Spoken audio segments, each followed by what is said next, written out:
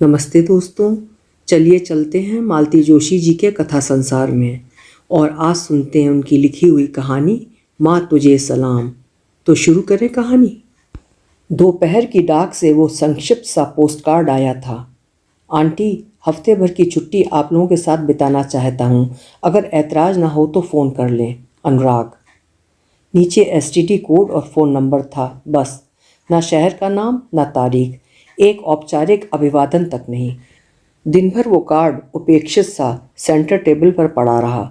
लड़कियां स्कूल से लौटीं तो आते ही उनकी नज़र पड़ी। माँ, ये अनुराग कौन है? मीनल ने पूछा। जनाब आना चाहते हैं पर अपना पता ठिकाना नहीं दे सकते। अब इनके लिए हम एसटीडी के पैसे खर्च करेंगे? सोनल भुनभुनाई। तुमने फ़ोन किया था? नहीं, मैंने कहा पापा को आ जाने दो, तब सोचेंगे। शाम को बच्चों के पापा लौटे तो उन्होंने भी यही प्रश्न किया, ये अनुराग कौन है? लड़कियों ने यही प्रश्न पूछा था, जो कि स्वाभाविक था। पर आप तो इतने अनजान मत बनिए। क्या आपको अपने बेटे का नाम भी नहीं याद रहा? ओह बेटा, लेकिन उसे इस नाम से कब पुकारा था? हमेशा चीनू कहकर ही तो बुलाया है। चीनू, इस नाम के लेते स्मृतियाँ छत्ते की सारी मधुमक्खियों की तरह मुझ पर टूट पड़ी। गोरा चिट्टा गदबदा चीनू मुझे देखते ही गले में झूल जाता। कभी टॉफ़ी के लिए मचलता, कभी पेंसिल के लिए। कभी कहानी की फरमाइश होती तो कभी गीत की। उसके साथ अक्सर ही क्रिकेट खेलना पड़ता था। पार्क में, पिक्चर में, पिकनिक में वो सीमा आंटी की पूंछ बनकर ही घूमता था। हम दोनों की दोस्ती से उसकी माँ भी बहुत खुश थी। उतनी देर को उन्हें उसकी शरारतों से राहत मिल जाती थी। उन दोनों वो पीएचडी कर रही थी। घर गृहस्थी और नौकरी के बाद अध्ययन के लिए बहुत कम समय मिल पाता था, इसलिए उस घर में मेरा स्वागत बड़ी गर्मजोशी से होता था। मैं केवल बच्चे को ही नहीं देखती थी, शाम के चाय नाश्ते के झंझट से भी उन्हें मुक्ति दिला देती थी। ढेरों बार मैंने उनके लिए फुलके भी सेक दिए थे। धीरे धीरे वो घर जैसे मेरा ही हो गया था। और शायद यही बात वीणा दी को खतरे की घंटी की तरह सचेत कर गई हो।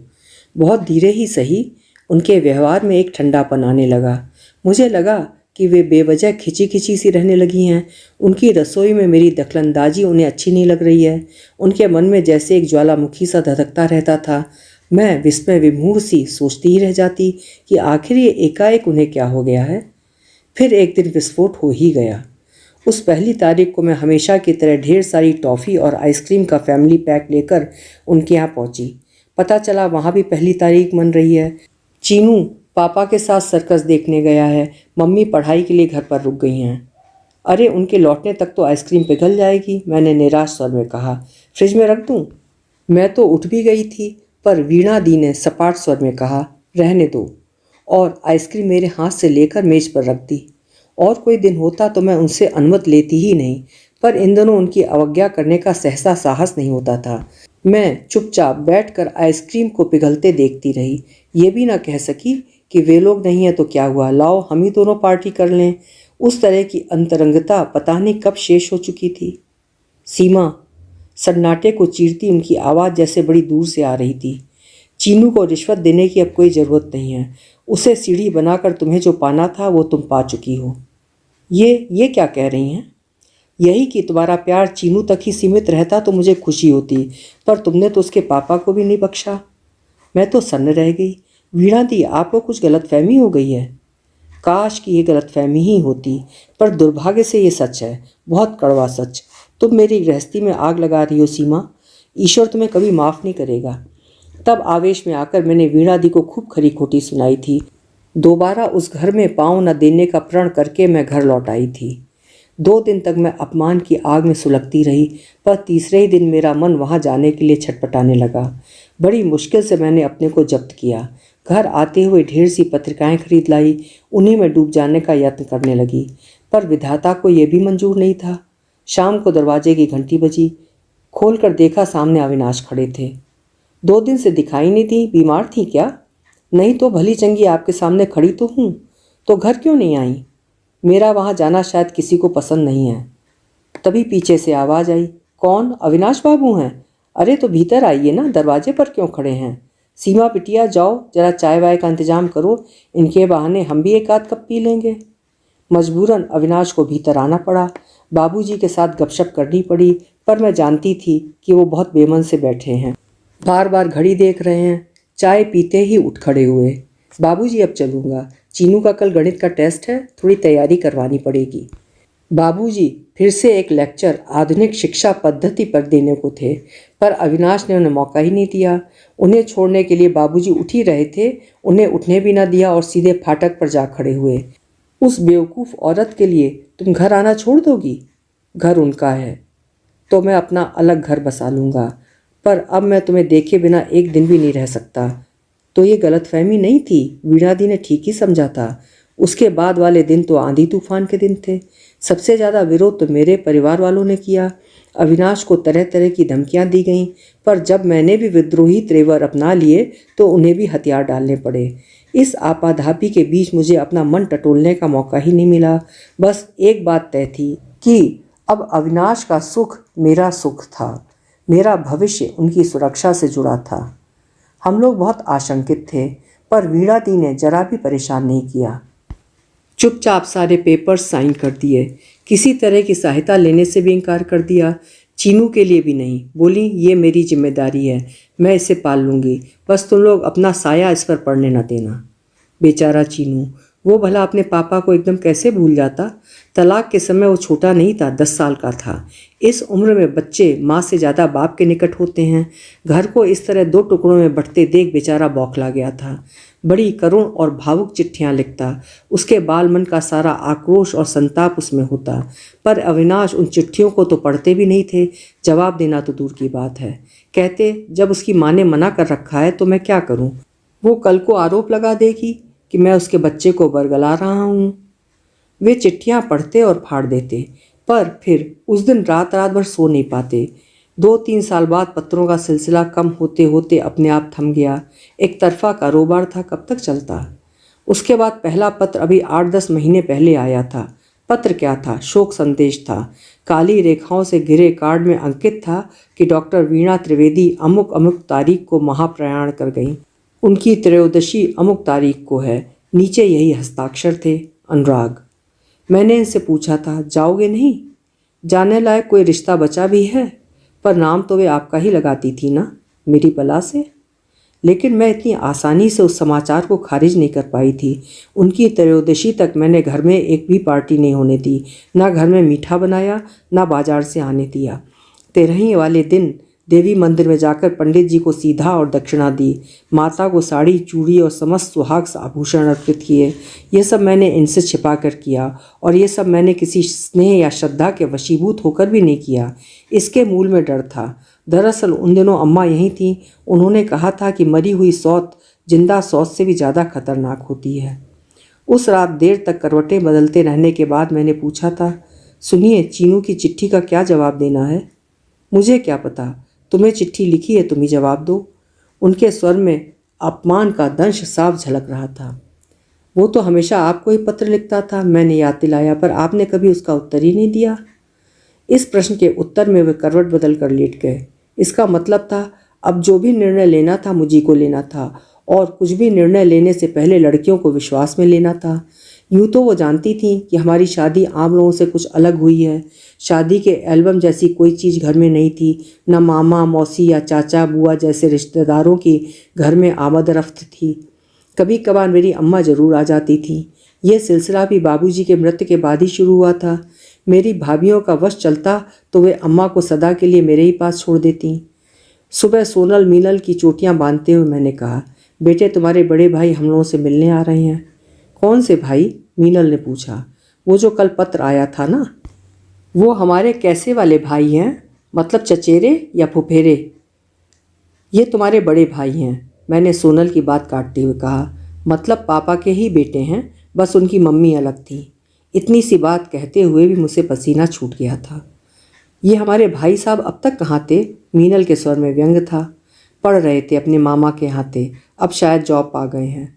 लड़कियों ने एक दूसरे को देखकर मुंह बिचका दिया और बिना कुछ कहे तैयार होने चली गईं। उनका कुछ ना कहना ही उनकी उपेक्षा और उदासीनता का परिचायक था। मुझे तो यही संतोष था कि कम से कम उन्होंने मना तो नहीं किया। दोपहर तक मैंने बड़ी मुश्किल से सब्र किया। घर में वांछित शांति और एकांत पाते ही मैंने नंबर घुमाया। उधर से जवाब की प्रतीक्षा में लगा कि जैसे युग बीत गए हों। बड़ी धीर गंभीर आवाज़ आई, hello, Anurag Trivedi here. Hello Chinu, मैं सीमा आंटी बोल रही हूँ। प्लीज़ आंटी मुझे अनुराग ही कहिए, चीनू नाम तो मम्मी के साथ ही शेष हो गया। मुझे लगा जैसे वो कह रहा हो अपनी औकात में रहो। फ़ोन करने का पछतावा भी हुआ, पर अब पीछे लौटना व्यर्थ था। दबी सी आवाज़ में कहा, तुम्हारा कार्ड आया था। जी, कब आ रहे हो? Am I welcome? तभी तो फ़ोन किया है। थैंक यू, चलने से पहले फ़ोन करूँगा। उसके पापा इतने कायर निकलेंगे ऐसी कल्पना नहीं थी। टूर का बहाना बनाकर मज़े में खिसक गए। यह भी ना सोचा कि इस स्थिति का सामना मैं अकेले कैसे करूँगी। लड़कियों को रोकना चाहा तो वे भी राजी नहीं हुई। बोली, जब आ रहे हैं तो 2-4 दिन रहेंगे ही, उसके लिए स्कूल क्यों मिस करें, शाम को मिल लेंगे। फिर अकेले स्टेशन जाने की मेरी हिम्मत नहीं पड़ी। उसे पहचानने का कोई उपाय भी नहीं था।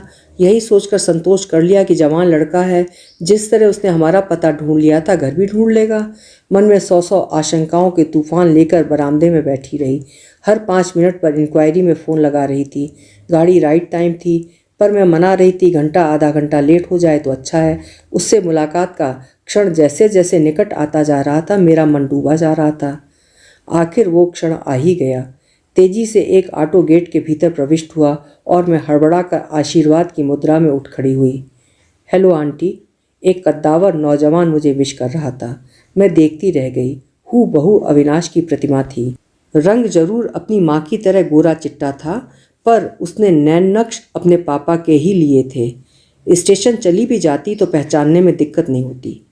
सॉरी, स्टेशन नहीं आ सकी। दरअसल नेवर माइंड, उसने मुझे सफाई का मौका ही नहीं दिया। हम तो दुनिया घूमे हैं, भोपाल क्या चीज़ है। बस अब ये बताइए कि अपना ये कबाड़ कहाँ रख दूँ। उसने सामान की ओर इशारा किया। मैंने गोपाल को आवाज़ दी, भैया का सामान गैस स्टोव में रख दो और फटाफट चाय चढ़ा दो। चाय रहने दीजिए आंटी, नहाकर सीधे खाना ही खाऊंगा। मेरी सारी दुविधाओं को समेट कर वो कमरे में उजल हो गया। नाश्ते के लिए 2 दिन लगकर मैंने ढेर सारी चीज़ें बनाई थीं, वे शाम तक के लिए मुलतवी कर दी। खाना भी मैंने बड़े मनोयोग से बनाया था। बेचारा घर के खाने के लिए तरस गया होगा। साबुन और पाउडर की मिली जुली सुगंध बिखेरता वो मेज पर आया तो 2 थालियां देखकर चकित हो गया। ये क्या, आप भी अभी तक रुकी हुई हैं? अरे इस फॉर्मेलिटी की क्या ज़रूरत थी? मेरी सारी ममता भीतर ही भीतर जैसे जलकर खाक हो गई। मैंने ताव खाकर बड़ी रुखाई से कहा, मेरा रोज़ का टाइम है ये। Then it is all right, उससे डोंगों के ढक्कन उठाते हुए कहा। अरे वाह, भरवां करेले, मम्मी के जाने के बाद पहली बार खा रहा हूँ।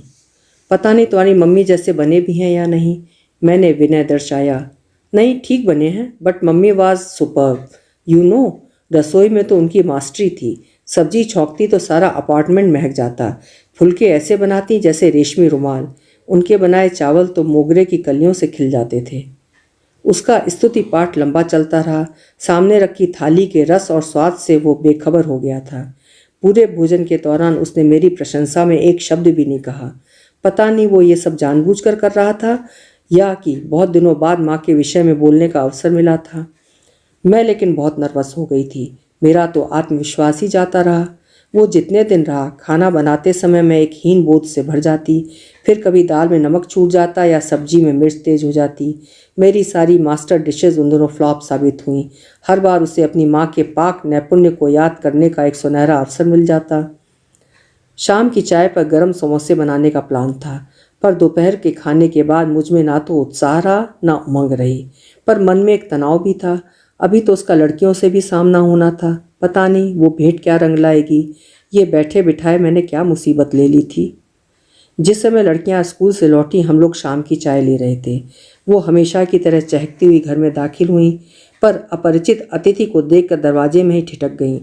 शायद उसके आने की बात इस बीच उनके मन से उतर चुकी थी। मैं परिचय की रस्म निभाने की सोची रही थी कि वो उठ खड़ा हुआ। हेलो, आई एम अनुराग, और आप दोनों? ठहरिए, लेट मी गेस। और उसने अक्कड़ बक्कड़ बम्बे बो की तर्ज पर अंग्रेजी में कुछ बुदबुदाना शुरू किया। कुछ ही क्षणों में मीनल के कंधे पर हाथ रखकर बोला, you are Meenal, am I right? मुझे डर लगा कि तुनक मिजाज मीनल अभी उसका हाथ झटक देगी, पर वो तो आंखों में आश्चर्य भरकर अपलक उसे देख रही थी। आपने कैसे पहचाना? इंट्यूशन यंग लेडी, हम बिना बताए सब कुछ जान लेते हैं। ये इंट्यूशन क्या होता है? भोली भाली सोनल ने पूछा। एक विद्या होती है, चाहो तो तुम लोगों को भी सिखा दूंगा, पर फिलहाल मैं तुम्हारा ये खूबसूरत शहर देखना चाहता हूँ। इसके लिए मुझे तुम्हारी सहायता की ज़रूरत है। मेरी गाइड बनना पसंद करोगी? ओह श्योर, दोनों ने एक साथ कहा। तो अपनी ये नामाकूल वर्दियाँ उतार कर इंसानों के वेश में आ जाओ, फिर अपन घूमने चलेंगे। दोनों ने सीधे अपने कमरे की राह ली। उन्हें नाश्ता करने का भी होश नहीं रहा। अनुराग ने ये पहला राउंड जीत लिया था। दोपहर भर मैं अपनी एल्बमें दिखाकर उसे बोर करती रही थी। उस जानकारी को उसने सही ढंग से भुना लिया था और मेरी किशोरवयी बेटियां उससे अभिभूत हो गई थीं। आंटी आप भी चलेंगी? उसने पूछा। मैं समझ गई कि ये निमंत्रण नहीं है, मात्र औपचारिकता है। तुम लोग हो आओ, मैं रात के खाने का इंतजाम करती हूँ, पर ज़्यादा कुछ मत बनाइएगा, हो सकता है बाहर कुछ खाने का मूड हो जाए। गाड़ी ले जाओ, मैंने स्टैंड से चाबी उतारते हुए कहा। नो थैंक्स, मैं दूसरों की गाड़ी नहीं चलाता, हम लोग ऑटो ले लेंगे। मैंने कहना चाहा, ये दूसरों की गाड़ी नहीं है, पर उसने जिस रुखाई से इनकार किया था, मनुहार की कोई गुंजाइश नहीं थी। लौटकर तीनों में से किसी ने खाना नहीं खाया। जब मैं खाना खा रही थी तो पास बैठकर अपने सैर सपाटे का वर्णन सुनाते रहे। खाने के बाद बच्चों ने मुझे अपने अपने उपहार दिखाए। मीनल के लिए जापानी कैमरा और सोनल के लिए जर्मनी कैसियो।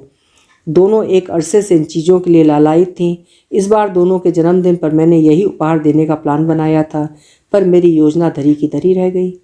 बहनों का तो बस एक ही काम होता है, भाइयों को लूटना। मैंने अपनी नाराज़गी छिपाने का जरा भी प्रयास नहीं किया। इसमें लूटने वाली क्या बात है आंटी, ये तो उनका हक है। ये तो मैं ही खाली हाथ चला आया था, सो इसलिए कि इन लोगों की पसंद नापसंद, शौक़ और चॉइस के बारे में मैं कुछ जानता नहीं था। सोनल बोली, पता है मम्मी, जब हम जूस पी रहे थे ना, तो भैया ने हमसे पूछा कि अगर अभी सांता क्लॉज तुम्हारे सामने आकर खड़े हो जाएं तो तुम क्या मांगोगी? और इस बेवकूफ़ लड़की ने अपनी ख्वाहिश बता दी होगी और भैया उन लोगों के लिए सांता क्लॉज बन गया होगा। और इस तरह दूसरा राउंड भी अनुराग ने बड़ी आसानी से जीत लिया था। मेरी समझ में नहीं आ रहा था कि मुझे इस बात पर खुश होना चाहिए कि बुरा मानना चाहिए। दूसरे दिन पिक्चर का प्रोग्राम बना। अत्यंत कृपावंत होकर मुझे भी शामिल कर लिया गया, पर हॉल में मैं अलग थलग ही बैठी रही। तीनों आपस में ही बतियाते रहे। कभी नायिका के भौंडे कपड़ों की मजाक बनाते, कभी नायक के भावहीन चेहरे पर फफ्तियाँ कसते, तो कभी बेतुके गानों की पैरोडी बनाते। फिल्म वाकई बकवास थी, पर उसके लिए पैसे खर्च किए गए थे। अपने ना सही पर दूसरों के पैसों पर तो तरस खाना चाहिए था। इंटरवल में मैं सिरदर्द का बहाना बनाकर उठ खड़ी हुई तो तीनों मेरे साथ हो लिए। बहुत ही बकवास फिल्म थी, मैंने कहा। मस्ती मारनी हो आंटी तो ऐसी ही फिल्म देखनी चाहिए। अच्छी फिल्में तो घर में वीडियो पर अकेले में देखने के लिए होती हैं। लड़कियों ने प्रशंसा भरी नज़रों से उसकी ओर ऐसे देखा मानो उसके मुंह से फूल झर रहे हों। मैं तो हैरान थी, ये लड़कियां उससे इस कदर प्रभावित क्यों हैं? कहीं ये लड़का सम्मोहिनी विद्या तो नहीं जानता? मुझे तो डर सा लगने लगा। बाद में ठंडे दिमाग से सोचने पर समझ में आया कि इसमें आश्चर्य करने जैसा क्या है। उन बेचारियों ने पहली बार पिता के अलावा किसी अन्य पुरुष को इतने निकट से देखा है, तो आकर्षण तो स्वाभाविक ही है। फिर उसके पास आकर्षक व्यक्तित्व है, लच्छेदार बातें हैं, देश विदेश के अनुभव हैं। लड़कियों पर धाक जमाने के लिए इतना काफ़ी है। फिर खून की कशिश भी तो कोई चीज़ होती है। 2 दिन बाद पिताश्री टूर से लौटे। बाप बेटे के ऐतिहासिक मिलन की मैं उत्सुकता से प्रतीक्षा कर रही थी। अपनी कल्पना में उस क्षण को मैं कई बार कई तरह से देख चुकी थी, परंतु प्रत्यक्ष में वो कार्यक्रम बड़ा फुसफुसा सा रहा। मीनल और अनुराग लॉन में बैडमिंटन खेल रहे थे। मैं और सोनल प्रेक्षक की भूमिका निभा रहे थे।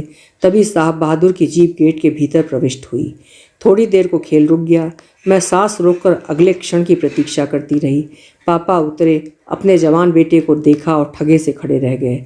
थोड़ी देर को तो वो पलक झपकाना ही भूल गए। फिर अनुराग ने पहल की, हेलो सर, और फिर हाथ आगे बढ़ाकर कहा, सफ़र कैसा रहा? Fine thank you. इनकी आवाज़ गले में फंसी सी लगी। आप थोड़ा रिलैक्स हो लें, तब तक हम अपना ये सेट पूरा करके आते हैं बस।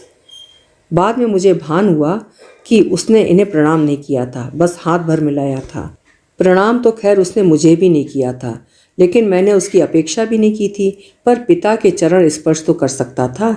इस तरह उनकी अवमानना करके वो क्या सिद्ध करना चाहता था? अपना रोष या अपनी आधुनिकता? बुरा तो इन्हें जरूर लगा होगा, पर इन्होंने अपने आप को जाहिर नहीं होने दिया। बेटे से तो खैर अभी परिचय का सूत्रपात ही नहीं हुआ था, पर बेटियां भी उनसे दूर छिटक गई थीं। कहाँ तो पापा के लौटते ही उनसे झूल जाती थीं, अपनी फरमाइशों की शिकायतों का पुलिंदा खोलकर बैठ जाती थीं, पर आज उन्हें भी फुर्सत नहीं थी। बस हाय पापा का स्वागत वाक्य बोलकर भैया के साथ व्यस्त हो गई थीं। खाने की मेज पर मैंने देखा कि ये अतृप्त नज़रों से बेटे को निहार रहे थे। कुछ कहने को उनके होंठ फड़फड़ा रहे थे, पर शब्द थे कि जैसे जम गए हों। और वो इस सारी कशमकश से बेखबर बहनों को चुटकुले सुना रहा था, पहेलियाँ बूझ रहा था। तीनों का एक अलग गुट सा बन गया था। हालांकि उन लोगों की उम्र में 12-14 साल का अंतर था, पर वो जैसे बेमानी हो गया था। वो अपनी उम्र से 4-5 सीढ़ियाँ नीचे उतर आया था और लड़कियां भी अपना लड़कपन छोड़कर एकदम प्रगल्भ हो गई थीं। उन तीनों में गहरी छन रही थी। मुझे अच्छा भी लग रहा था, पर हम दोनों को उसने जिस तरह हाशिए पर खड़ा कर दिया था वो बेहद खल रहा था। खाने की मेज पर वही तिकड़ी चहकती रही। बस हम श्रोता बनकर रह जाते। शाम के सैर सपाटे में तो हमारी भागीदारी थी ही नहीं। पिक्चर का कट अनुभव मेरे पास था, इसलिए पिक्चर जाने का तो सवाल ही नहीं था। 1-2 बार पिकनिक का प्रोग्राम बनाया, उसने मना नहीं किया, पर खास एंजॉय भी नहीं किया। पूरे समय बंधा बंधा सा बैठा रहा। और तो और लड़कियां भी गुमसुम हो गईं। लगा कि व्यर्थ ही इतनी दौड़ धूप की। हम लोगों ने कुछ परिचितों को अपने यहाँ आमंत्रित किया। कुछ लोगों के यहाँ हम उसे ले गए, पर हर बार उसकी ज़बान पर जैसे ताला पड़ जाता था। उसके ठहाके कहीं गुम हो जाते थे। 1-2 बार मैंने कुरेदा तो बोला, क्या करूं आंटी, अजनबियों के सामने मैं खुल नहीं पाता। हर किसी से मेरी वेवलेंथ नहीं मिलती। जिसके साथ ट्यूनिंग नहीं होती उससे दोस्ती भी नहीं होती। तो हम लोग किस कैटेगरी में आते हैं? उत्तर में वो केवल मुस्कुरा दिया। 1 हफ्ता, हाँ उसे कुल जमा 1 हफ्ता ही तो यहाँ रहना था। जब आने वाला था तो यही 1 हफ्ता मन पर भार सा था। लगता था कि इस मुंहफट लड़के को 8 दिन तक मैं कैसे झेल पाऊंगी, अपनी बेटियों के साथ उसका तालमेल कैसे बिठा पाऊंगी। पर 8 दिन फुर्र से उड़ गए और मुझे पता ही नहीं चला। उसके जाने से 1 दिन पहले की बात है। घर में हम दोनों अकेले थे। मैंने बात छिड़ी, अनुराग तुम्हारी उम्र क्या होगी? 26। क्यों? शादी के बारे में क्या सोचा है? शादी? हाँ, कई लोग पूछ रहे थे। तुम तो जानते हो, शादी लायक लड़का देखते ही रिश्ते ऐसे बरस पड़ते हैं जैसे गुड़ पर मक्खियाँ। तुम जैसा हीरा दामाद पाने को तो हर कोई तरसता है। Thanks for the complement aunty, पर मुझे लगता है इन लोगों को निराश होना पड़ेगा। क्यों, कहीं तय कर रखी है क्या?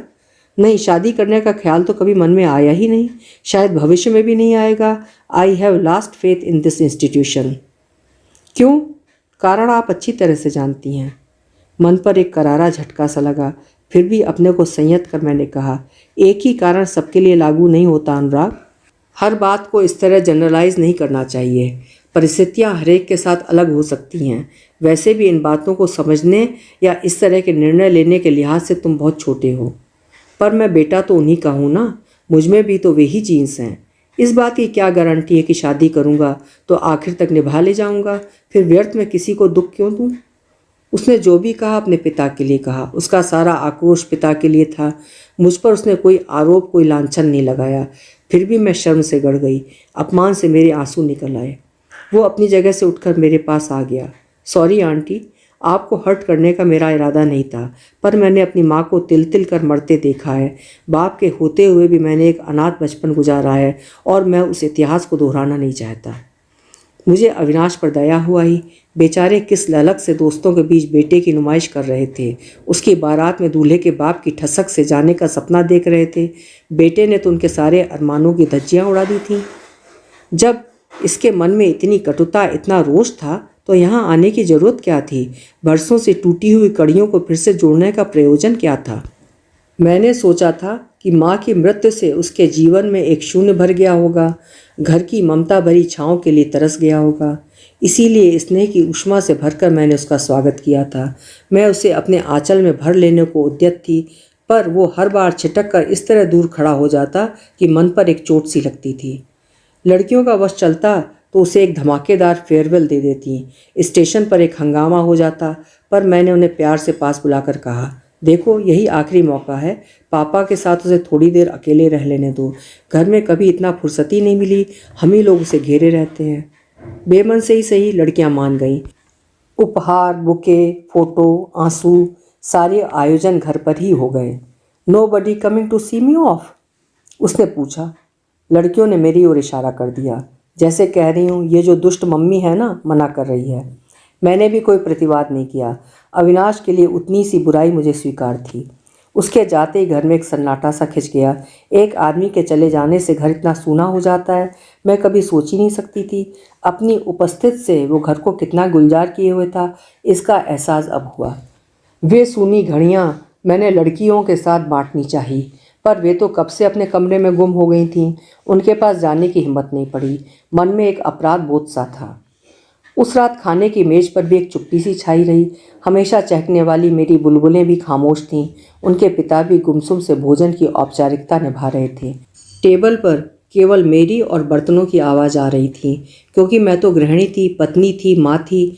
मुझे तो अपना कर्तव्य निभाना ही था। खाना खाने के बाद पूरा घर फिर दीपों में बट गया था। मुझे देर रात तक नींद नहीं आई। पानी पीने के लिए उठी तो देखा बच्चों के कमरे की बत्ती जल रही है। शायद उन लोगों को भी नींद नहीं आ रही थी। सोचा थोड़ी देर चलकर उनके पास बैठूं, उनके भैया की बातें करूं ताकि मन कुछ हल्का हो। बेचारी इतनी सी तो हैं। जीवन में पहली बार किसी को इतना निकट सामीप्य मिला, पहली बार किसी अपने से बिछड़ने का दर्द झेला था। मैंने धीरे से कमरे में प्रवेश किया। दोनों जाग रही थीं और बीच वाली मेज पर अच्छी खासी फोटो प्रदर्शनी लगी हुई थी। ये कहाँ की फ़ोटो हैं? भैया के साथ खींची थी ना? मैंने पास बैठकर मुआयना किया। सचमुच बड़ी सुंदर तस्वीरें थीं। उन पर ढेर सी तस्वीरों में हम दोनों की एक भी नहीं थी। मन में एक टीस सी उठी। भैया कितना क्यूट लग रहे हैं ना? भैया is so handsome, he is so smart. भैया का प्रशस्त गान जैसे रुकना ही नहीं चाहता था कि एकाएक सोनल ने पूछ लिया, मम्मी, बड़ी मम्मी बहुत फेयर थी ना? हाँ, क्यों? तभी तो भैया का रंग भी एकदम साफ है। बच्चे अपने मम्मी पापा से ही तो इनहेरिट करते हैं। काश मम्मी आप भी इतनी फेयर होती। मीनल एकदम बोल पड़ी। किसी जमाने में छत्रपति शिवाजी ने यही बात एक अद्वितीय सुंदरी से कही थी कि काश मेरी माँ भी आपकी तरह सुंदर होती। शिवाजी का ये वाक्य इतिहास बन गया, पर मीनल का ये वाक्य मेरा उपहास कर रहा था। अपने सांवले रंग को लेकर मैंने कभी शर्म महसूस नहीं की। कॉलेज में तो लोग मुझे कृष्णकली का लुभावना खिताब दिया करते थे।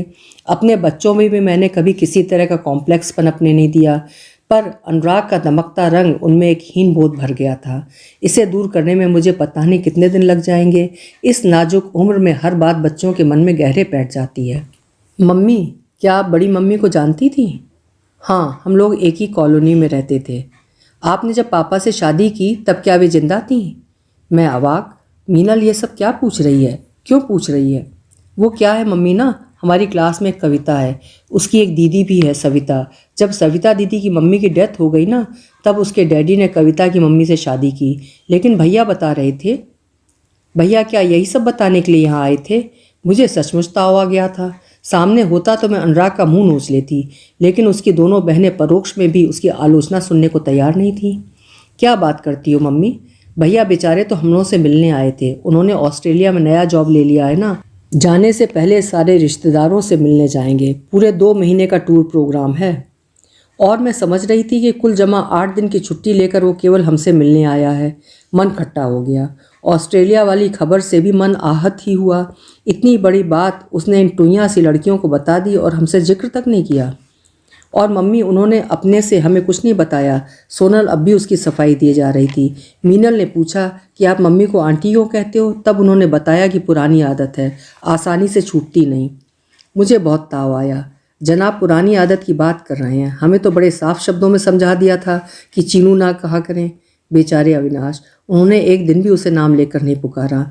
अनुराग जबान पर चढ़ता नहीं था और चीनू कहते डर लगता था। क्या पता सबके सामने ही टोक दे। मम्मी, आपने ये अच्छा नहीं किया, मीनल धीर गंभीर आवाज़ में कह रही थी। क्या अच्छा नहीं किया? आपने उनसे पापा को छीन लिया। मैं सन्न रह गई। अपने ही बच्चे कभी इस तरह कटघरे में खड़ा कर देंगे? सोचा भी नहीं था। इसके बाद वहाँ बैठना असंभव ही था। किसी तरह अपनी रुलाई रोक कर मैं कमरे में चली आई। सुना आपने? आपका लाडला बच्चों के मन में कैसा जहर बो गया है। कमरे में जाते ही मैंने गुहार की, पर उस गुहार की, उस शिकायत की कोई प्रतिक्रिया नहीं हुई। कमरा खाली था। मैंने अच्छा भला सोता छोड़ कर गई थी। मैं इसलिए उठ गई थी कि मेरे बार बार करवटें बदलने से इनकी नींद उचट सकती थी। अब लग रहा है शायद वो मेरे लिए ही दम साधे पड़े होंगे। वो लड़का तो पूरे घर की नींद चुरा कर ले गया है। सोचा शायद हॉल में होंगे। हेडफोन लगाकर देर रात तक टीवी देखने की उनकी आदत है, पर वे हॉल में भी नहीं थे। मैं स्टडी रूम में भी झांक आई। कई बार रात रात जाकर फाइलें निपटाते रहते हैं, पर मेज बिल्कुल खाली थी। कहीं छत पर तो नहीं चले गए? कहीं ठंड खा गए तो 8 दिन तक खांसते रहेंगे। तेज तेज कदमों से 2-4 सीढ़ियाँ चढ़ भी गई। फिर एक विचार मन में कौधा। दबे पांव नीचे उतरकर मैंने गेस्ट रूम में झांका। मेरा अंदाज बिल्कुल सही था। वो पलंग पर अधलेटे से निस्पंद बैठे थे। यहाँ क्या कर रहे हैं? मैंने पूछा, पर अपना ही प्रश्न मुझे बड़ा बेतुका सा लगा। तुम वहाँ अपनी बेटियों के पास थी। मैंने सोचा मैं भी थोड़ी देर अपने बेटे के पास बैठ लूँ।